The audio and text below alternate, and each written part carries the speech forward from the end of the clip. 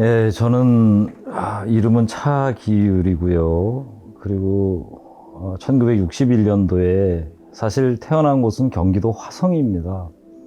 현재는 인천에 거주하고 작업실은 또 강화도에 있고 그리고 뭐 인천대학교에서 재직하고 있습니다. 예.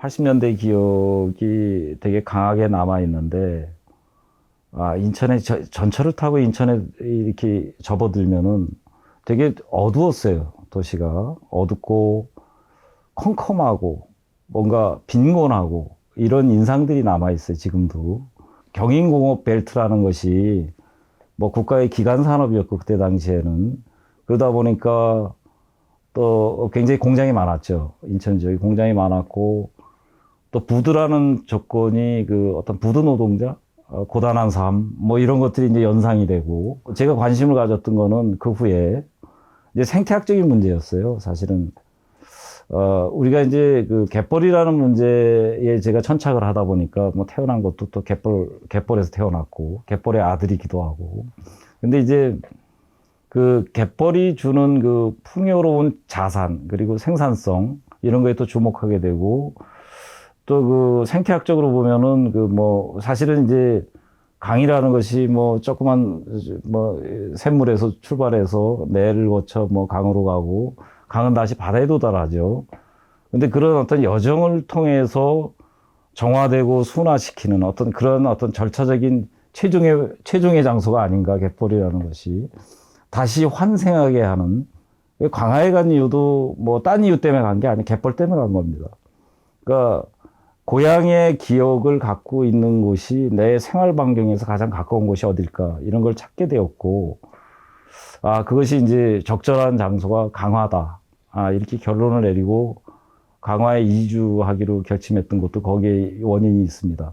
우리가 뭐 갯벌 하면은 사람들이 갯벌은 여기저기 있는 거야 이렇게 생각할지 모르겠 굉장히 귀한 겁니다. 몇 군데 없어요 전 세계적으로. 그래서 뭐 인천으로부터 그 강화 뭐 이런 데로 이런 서해안 그 축이 사실은 그 세계 4대 갯벌 중에 하나고 그거는 그만치 위대한 자산을 갖고 있는 거예요. 근데 끊임없이 우리가 이제 갖고 있는 그 자산, 특히나 이제 자연적인 유산에 대해서 염습지에 저는 이제 관심이 많으니까 그것은 버려진 땅이 아니고 생을 잉태시키는 땅이라는 인식을 다시 해야 되지 않는가 그런 생각을 하게 됩니다.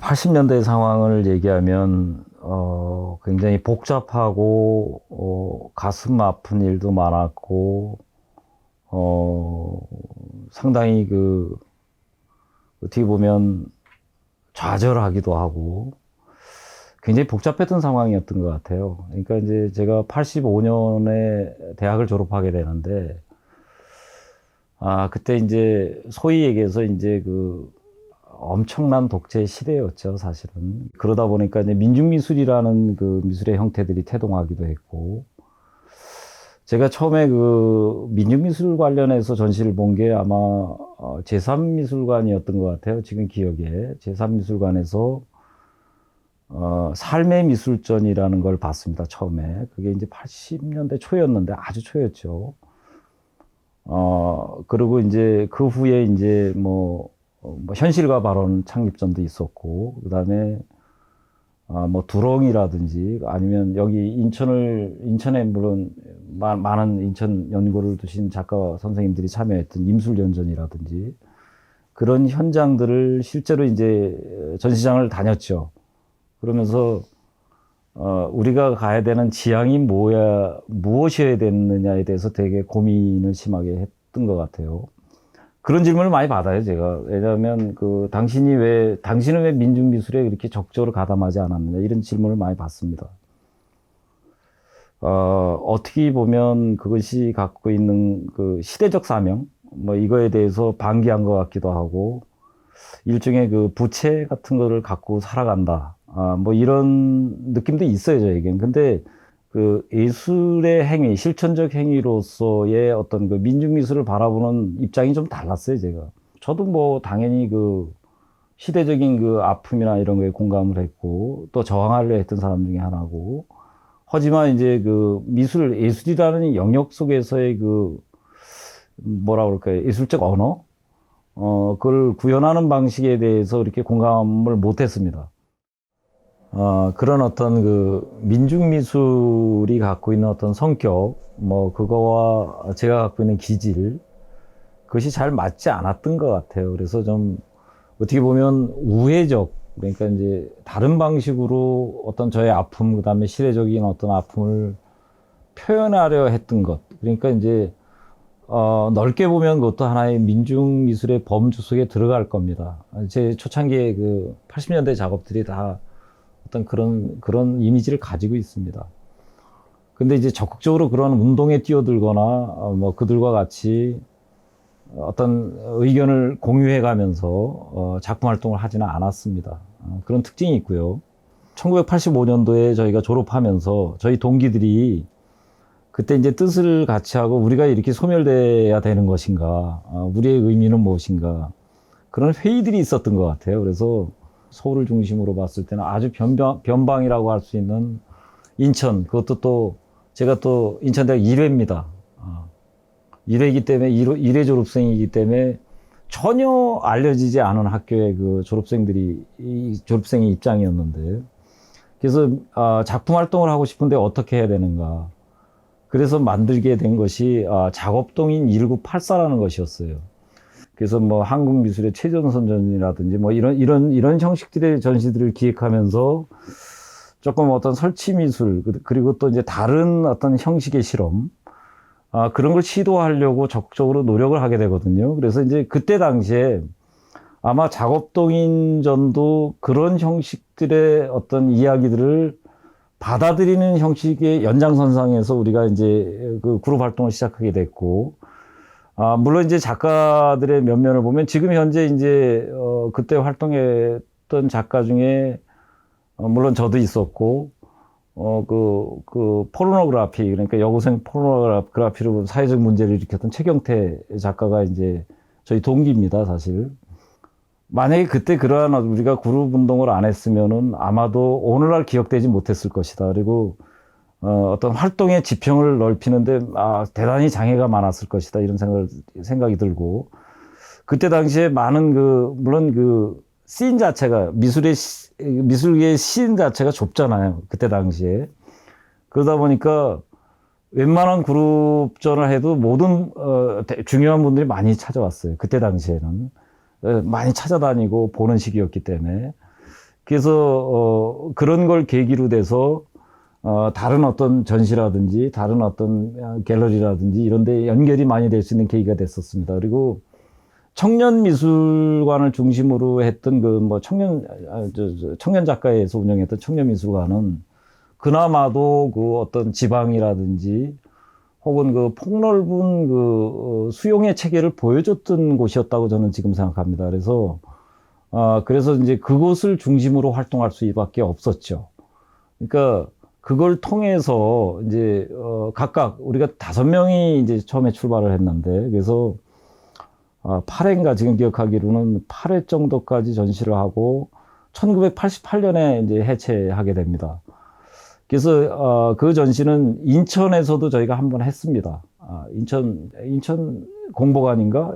공보관에서 했던 걸로 기억나는데, 그래서 전시를 했었고, 그리고 여러 가지 그거와 연계돼서 인천과 연계하는, 그때 당시에 이제 인천에 지금 이종구 선생님이나 여러 선생님들이 같이 인천 지역을 중심으로 했던 그룹이 이제 지평전이라는 그룹이 있었는데, 이제 그런 그룹이 있었고, 그다음에 이제 인하대 중심으로 김지원 선생, 지금 이제 예종에 있는 김지원 선생을 중심으로 했던 확산전이라는 것이 있었고, 인천대학을 중심으로 했던 이제 작업동인 1984가 있었습니다. 그래서 이제 그런 것들을 좀 중심축으로 묶어서 새로운 어떤 문화적 담론을 만드는 것이 어떻겠는가, 이런 논의도 좀 한때 있었습니다. 그게 실천되지는 않았지만, 그러한 어떤 욕구와 그리고 앞으로 나아가고자 하는 그런 욕망들, 그리고 자기가 갖고 있는 그 현실 체계에 대한 여러 가지 불만, 그 다음에 어떤 좌절, 뭐 이런 것들이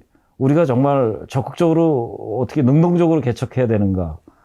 이런 고민을 수도 없이 했던 시절이었고, 그래서 이제, 지금도 생각해 보면은, 그런 활동을 통해서, 작가로 성장하기도 하고, 물론 이제 뭐 조건이라는 것이 뭐 모든 예술가들이 다 그렇지만 매우 힘들고 열악하기 때문에 많은 숫자들은 이제 물론 포기했지만 그런 과정들을 통해서 성장하려고 몸부림쳤다는 것이 아주 중요한 그 의미를 지니는 것이 작업동인 1984라고 생각합니다.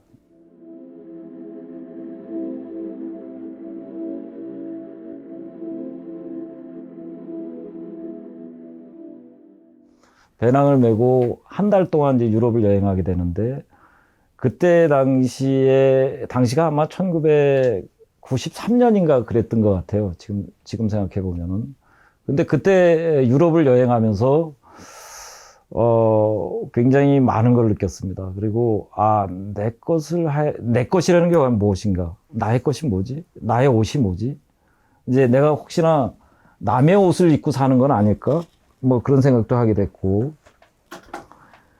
그래서 유럽을 여행하면서 느꼈던 것은, 나는 서구가 갖고 있는 그 어떤 그 미적 개념, 그 다음에 그들이 겪어왔던, 내가 경험하지 않았지만, 역사적 맥락을 맹목적으로 추구했구나, 이런 어떤 반성을 하게 됐죠. 그래서, 나의 모든 것을 버려야 되겠다. 그런 생각을 했던 시기인 것 같습니다. 그래서, 그 한 달의 여행을 하고 제가 이제 요즘에도 가끔 그때 당시에 이제 에세이들을 이렇게 읽어보면은 그 뭐 열렬한 예술에 대한 어떤 긍정, 그리고 사랑, 그리고 투지, 뭐 이런 것들이 비춰지기도 하고, 그리고 그 서구와 아시아인으로서의 나의 가치에 대해서 무척 고민하고 있는 흔적들을 발견하게 됩니다. 요즘에도 보면은. 그걸 찾기 위한 그 과정들이 그 90년대 이제 중반부터 있습니다. 제 작품에.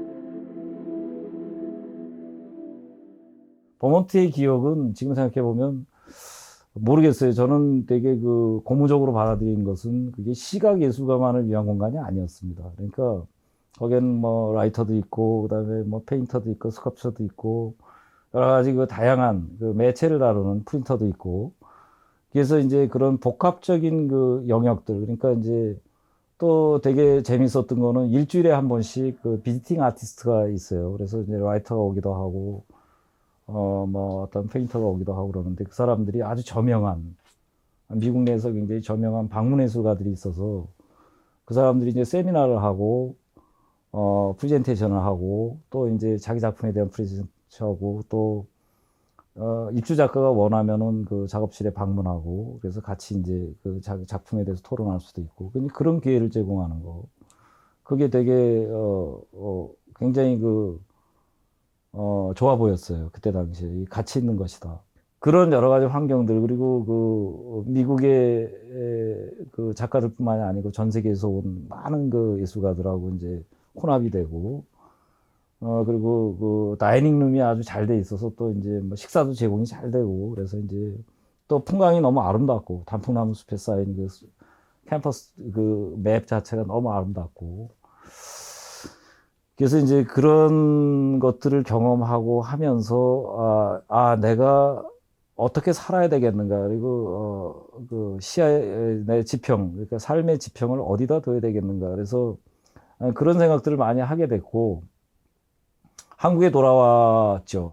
그래서 예술가들이 그 오지, 척박한 땅을 통해서 지금의 시대가 사실은 뭐 우리가 도덕적 뭐 해이화되고 사실은 이제 인간성 상실의 문제라든지 실존주의적인 문제에서 그런 또다시 그런 화두가 대두되는 시대를 살고 있는데 우리가 무엇인가에 대한 나는 누구이지?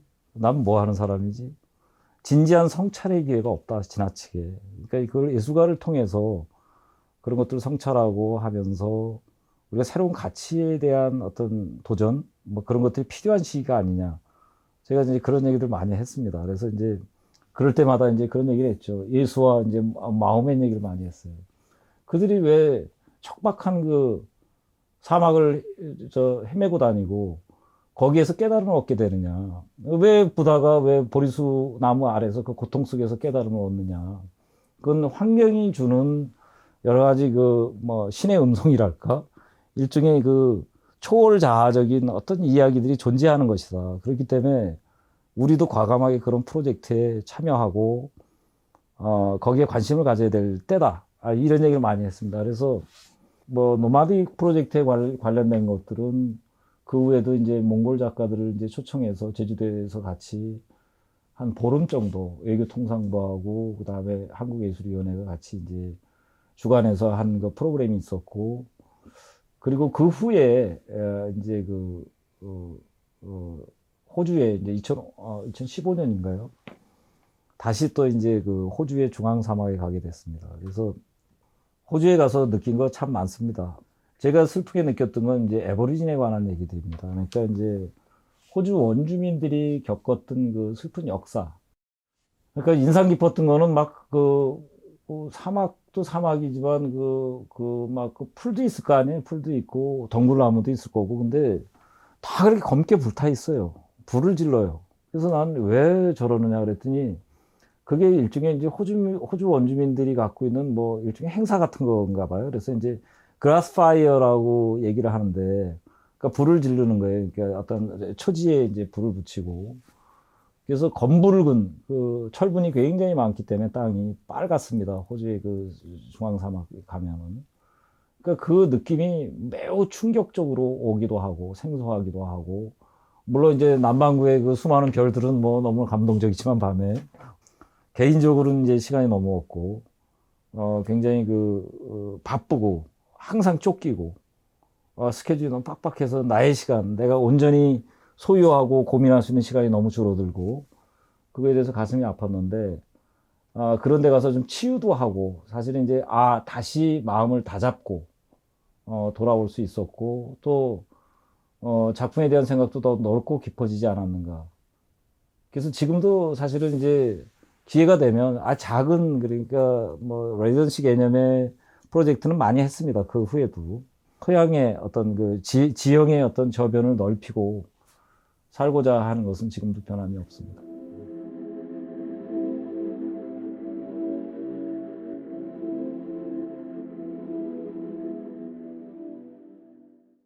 쿤스토크, 그게 조합원데, 쿤스토크이. 그러니까 이제 뭐, 쿤스트와 이제 덕이라는 다큐멘터일 수도 있고, 우리가 얘기하는 이 항아리 독일 수도 있고, 아니면 도그, 그러니까 무슨 개를 상징하는 그런 얘기일 수도 있고, 그래서 재미난 조합으로 우리가 처음에 만들 때 그런 논의들을 거쳐서 이제 만든 걸로 제가 알고 있고, 뭐, 대중적인, 소위 얘기해서 이제, 갤러리는 대중적 갤러리는 아닙니다. 약간의 그 대한 공간의 성격도 갖고 있고, 물론 미술관의 성격과 대한 공간의 성격과 이런 것이 약간 또 갤러리의 성격이 믹스된 복합적인 이미지를 갖고 있는 갤러리로 기억되고, 쿤스트라는 이름에서 느껴지듯이.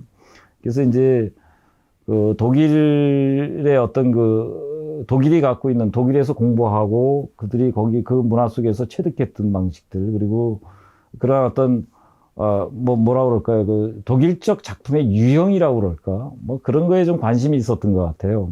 그게 아마 뭐 독일 뭐 현대 미술이라는 것이 뭐 개념성도 강하고 표현성도 강하고, 그게 아마 여타 유럽의 국가들과 아니면 미국이라든지 소위 얘기해서 미술의 중심 세계 속에서 아주 독특한 위치를 갖고 있는 것이기 때문에 아마 그런 성향을 가진 작가들을 모으고자 노력했던 것 같고, 그런 것들을 가지고, 한국에서 이제, 개별성을 갖고 활동하는 작가의 군을 한번 묶어서, 그리고 또, 여러 가지 기획을 통해서 그런 걸 실천하고자 했던 그런 뜻으로 출발했던 것이라고 저는 이해하고 있습니다. 그래서 그런 제안을 받게 되고, 뭐, 여러 가지 또 이제 기회에 같이 활동할 수 있는 기회를 갖게 됐고, 그래서 한때는 이제 쿤스톡을 중심으로 해서 활동을 하게 됐죠.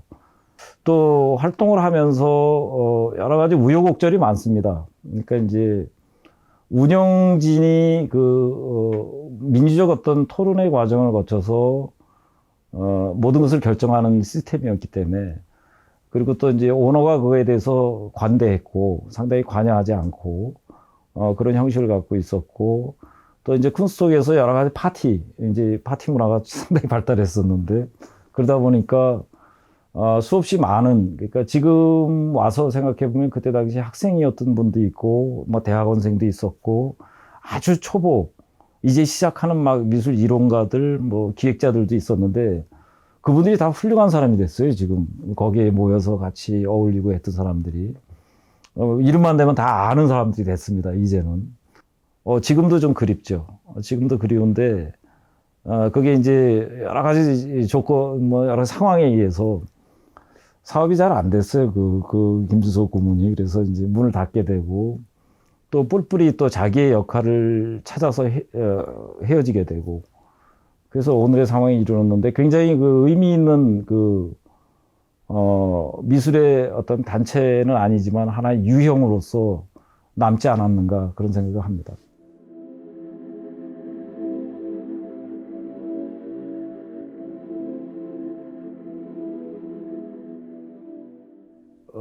우리가 이제 일반적으로 조각이라고 하면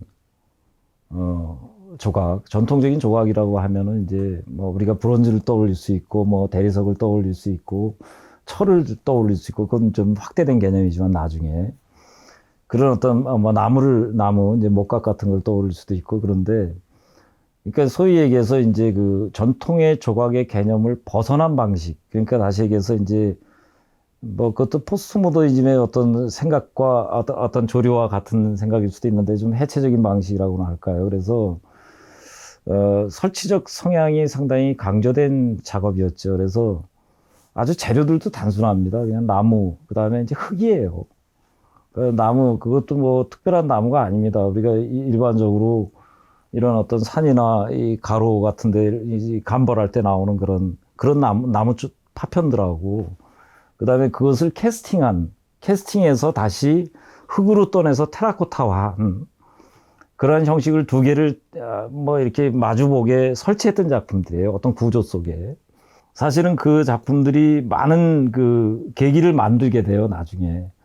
그러한 유형들, 그러니까, 자연 상태의 재료들, 그러니까 이제 흙이라든지, 제가 흙도 뭐, 예를 들어서 이제 정제된 흙을 쓰기도 하고, 그냥 무슨 황토흙이나 이런 걸 갖다가 이제 테라코타를 만들기도 하고, 그래서 되게 오늘날에 있어서도 사실은 이제 갯벌, 개흙이죠. 개흙을 가지고 그냥 소성하거든요, 그거를.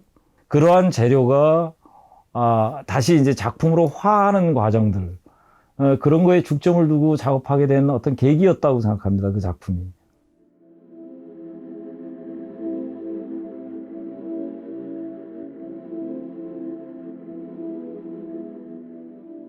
네. 그때 당시에 이제 토탈미술관에서 개인전을 99년도에 했는데, 제가 이제 그러니까 전곡리, 지금 이제 한탄강 유역의 그 전곡리, 이제 구석기 유적지가 있다는 건 알고 있었어요. 알고 있었고, 그 구석기 유적지가 왜 중요하냐. 그런 문제는 이제 뭐 사실 이제 그 구석기 시대에 가장 세련된 기구, 석기, 아슐리안형 주먹도끼라고 이제 사람이 이렇게 주먹으로 쥐고 어떤 뭘 다듬거나 뭐 가격하거나 할 때 쓰는 그 도끼였는데 그게 동아시아에서 처음 발견이 됐어요. 그래서 그것이 이제 세계적으로 센세이션을 일으켰죠. 그래서 이제 동아시아에 그 구석기 역사가 없다고 그때까지는 학계의 정설이었거든요. 근데 이제 그게 발견됨으로써 동아시아 한반도에 있어서 동아시아에 있어서 세련된 아주 굉장히 진보적인 석기 문화가 존재했다는 것이 증명이 됐죠. 그래서 이제 전국에서 구석기 문화 유적 축제를 한다.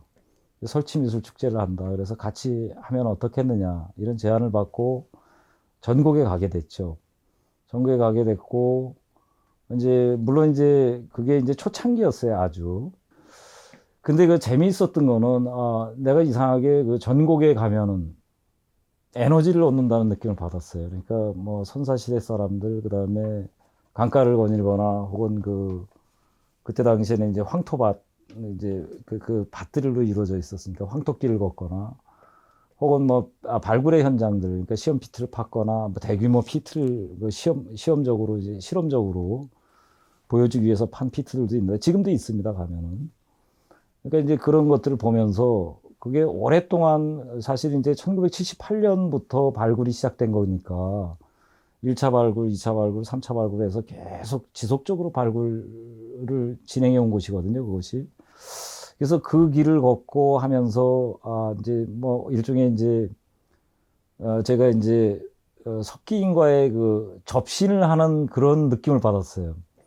그리고 끊임없이 어떤 대화가 가능하다는 뭐라 그럴까 그 어떤 최면에 걸린 듯한 그런 느낌을 받았어요. 그래서 때때로는 제가 그랬습니다. 그런 프로젝트를 물론 거기서도 계속 했지만은 혹시 마음이 안정이 안 되거나 혹은 무엇이 필요하거나 그럴 때는 제가 혼자서도 많이 찾았어요. 한탄강을. 그리고 그 전국의 그 유적지 주변을 돌고 혼자 산책하고 그러면서 에너지를 얻었던 것 같아요. 끊임없이.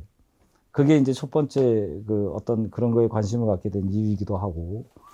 그리고 또 이제 제가 평소에도 그 고고학적 유적지 혹은 이제 뭐 우리가 이제 서양으로 얘기하면 뭐 로마에 발굴하는 현장이라든지 뭐 카타콤이라든지 뭐 기타 뭐 예를 들어서 뭐 콜로세움이라든지 뭐 이런 어떤 자료들 많이 보잖아요. 그리고 이제 뭐 에집트라든지 뭐 기타 이제 메소포타미아라든지 뭐 여러 이제 그 문명의 어떤 근원이 됐던 그런 지역의 발굴 사진이나 자료를 보면서 이거는 평면에 펼쳐진 위대한 조각이라고 생각했어요. 그러니까 그게 뭐냐 하면 어떤 층위를 만들어가는 건 그 유구를 따라 만들어지는 것이기 때문에 적당히 흙이 덮여 있고 일부는 노출돼 있고 이런 것들이 어떻게 보면 해체된 조각, 소위 얘기해서 오늘날 얘기하는 전형적인 그 전통에 기반한 조각이 아니고 매우 가변적인 그러면서도 그 어떤 우리가 소위 얘기하는 회화와 입체의 영역을 넘나드는 그런 형식을 평면에서 본 것 같다는 그런 생각이 자꾸 들었어요. 그리고 과거가 아니고 뭐 예를 들어서 뭐 소위 얘기해서 100년 전, 200년 전이 아니고 근대기의 기억 그리고 그 근대기에 우리가 잃어버렸던 것은 무엇이고 찾아야 될 것은 무엇인가 뭐 이런 거에 대한 어떤 의문들 그걸 어떤 발굴이라는 형식을 차용해서 진행한다면 그리고 도시 속에서 진행한다면 어떤 느낌으로 나에게 전달될까 뭐 이런 생각들을 했던 것 같아요. 그러니까 뭐 지금도 마찬가지지만 고고학이라는 것이 뭐 쓰레기 무덤에서 출발하는 거다. 쓰레기라는 것은 뭐 파편이 되어서 버려지기도 하지만 묻혀 들어가기도 하고 대부분의 유적들은 또 화재 현장에서 나오거든요. 사실은 이제 집이 무너졌다는 거죠. 불이 나서. 그러면은 우리가 유물을 챙기지 못하기 때문에 그게 다시 흙에 덮이게 되겠죠. 그래서 이제 그런 것들에 대단히 매혹적으로 느꼈던 것 같아요. 그런 어떤 것들을. 그래서 그 생생한 그 삶의 모습들, 그걸 이제 바라볼 수 있는 방식이 도시에서 무엇이 있을까? 무엇이 가능할까? 그리고 그러한 관심사가 이제 작품의 어떤 영역들, 내가 지금까지 해왔던, 고민했던 그런 문제하고 교묘히 맞아떨어지고, 내가 이걸 통해서 뭔가를 실천할 수 있겠다. 이제 이런 생각을 하게 됐죠.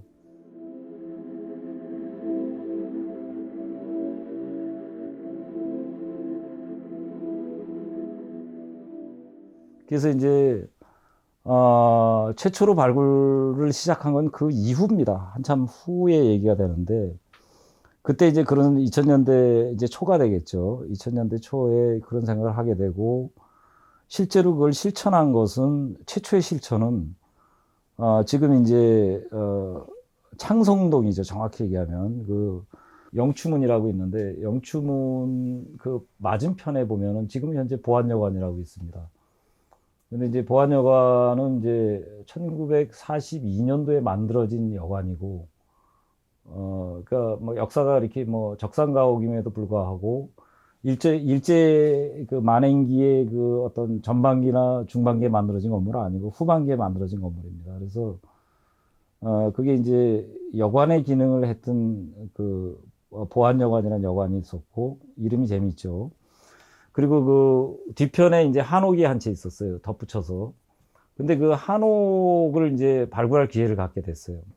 제가 했던 발굴은 한옥이라는 그 특성이 있어요. 한옥. 한옥은 땅을 파지 않습니다. 한옥은. 한옥을 지을 때는 주추를 세우고 나무 기둥을 세우고 그리고 구두를 놔야 되기 때문에 방이 지평원보다 훨씬 높습니다.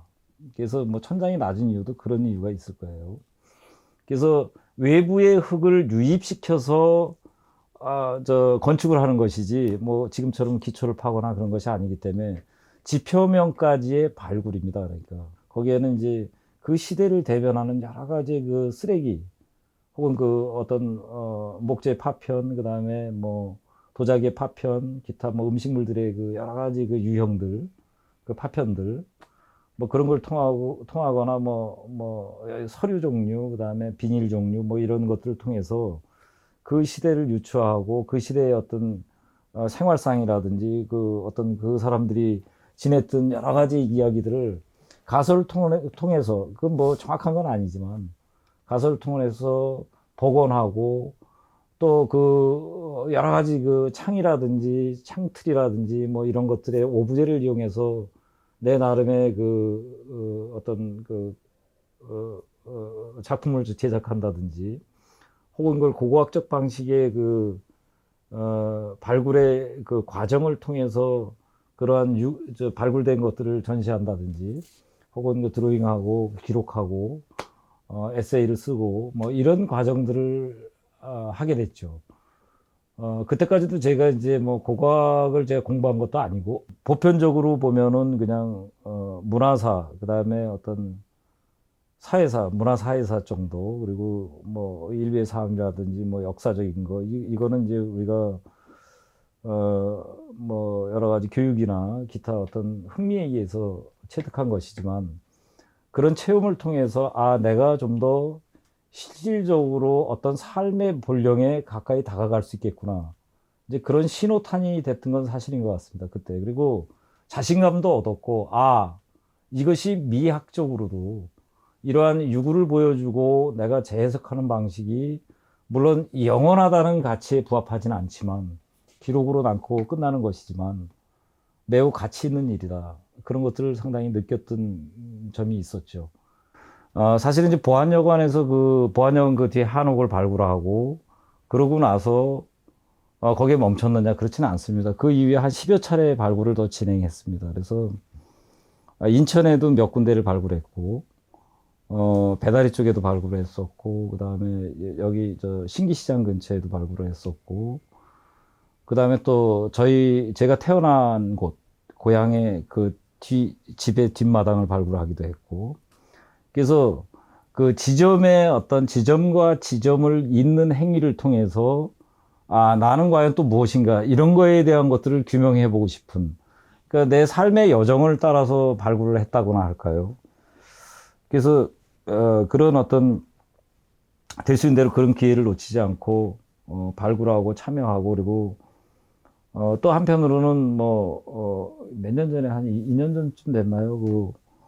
그거는 이제 수원에 그 친구들하고 같이 그 형도 여기 저 대부도 옆에 보면 형도라는 섬이 있는데 그 조금 저는 다른 작업들을 했던 것 같아요. 그래서 그 바다가 가져온 그러니까 바다라는 존재, 갯벌과 바다에 그 부유했던 그 물질들, 사물들, 긴 여행을 통해서 거기에 닻을 내렸던 그 사물들의 어떤 상상력, 그들이 왜 여기에 왔을까? 뭐 그거를 하나의 커다란 발굴지로 가정하고 단단해진 갯벌을 그리고 그것을 다시 수집하고 발굴했던 그런 작업을 했었습니다. 그러니까 꼭 이제 발굴이라는 것이 꼭 어떤 의미 있는 장소를 내가 발굴하고 이것이 아니고 생활 그리고 삶. 그러니까 도시를 그냥 발굴할 수도 있겠죠. 아무것도 파지 않고도. 그러니까 발굴의 개념은 가설로부터 찾아가는 것이기 때문에 그 개념성에 충실하다면 어디든 발굴이 가능하겠죠. 인간에 대한 발굴도 가능한 거고. 그래서 그런 형식의 작업들을 해왔고, 사실 크게 보면은 뭐 지금은 현재 뭐 순환의 여행 프로젝트, 그 다음에 이제 도시시골 삶의 고고학이라는 그런 어떤 프로젝트 두 개를 하고 있다고 보여지는데, 두 개를 양자를 병행해서 하고 있습니다. 근데 둘 간에 연결고리가 없느냐? 그렇지는 않습니다. 연속성, 삶이 연속적으로 이루어져야 되고, 또한 그 자연의 메커니즘이라는 것은 정지하는 것이 아니고 끊임없이 그 안에 어떤 이야기들이 작동하고 내러티브가 있잖아요. 그 안에. 그러니까 끊임없이 변화하고 순환하는. 그것도 역시 인간의 삶도 마찬가지고 정지된 적은 없거든요. 후퇴한 적도 있고 진보된 적, 그 인간이 사회학적으로 분석했을 때 그런 것이고 어떻게 됐든 뭐 그것이 악성 진화든 열성의 진화든 이렇게 왔거든요. 계속. 그러니까 그런 어떤 측면에서 바라보고자 하는 것이고 앞으로도 뭐 그거에 의거해서 작업을 할 계획입니다.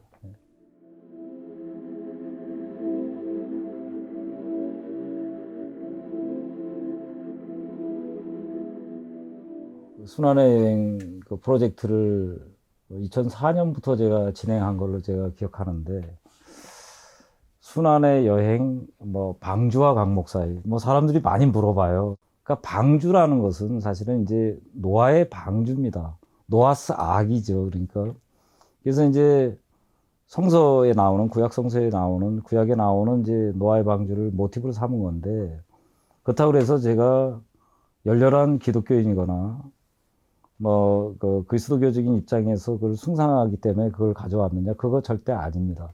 그러니까 서구를 대표하는 정신으로서 사실은 이제 기독교 그리스도교가 갖고 있는 그 정신을 노아의 악으로 그냥 집대성한 겁니다. 그러니까 서구의 정신이죠. 다시 얘기하면 그런 거고, 강목이라는 것은 그 당나라 16세기의 당나라 시대에 그 이서진이라는 사람이 쓴 본초 강목이라는 예를 들어서 이제 초본학이기도 하고 곤충에 대한 얘기도 있고 다 있습니다. 그러니까 아시아의 사상은 그 마치 본초 강목처럼 집대성된 그 초본학의 그 어떤 묶음처럼 그것이 아시아의 가치를 대변하는 것이 아닐까. 그래서 이제 사실은 우리가 얘기하는 방주와 강목 사이라는 것은 그러니까 서구 사상과 동양 사상의 접점을 얘기하는 겁니다. 그러니까 사실은 잘 들여다보면 그 가치, 그러니까 그 순환의 그 맥락들, 그리고 이제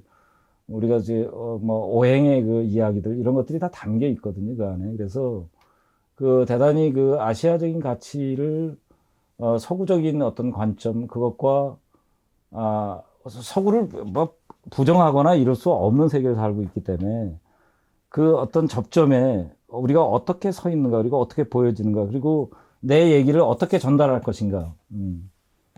그것이 이제 주된 그 맥락이라 할 수 있습니다.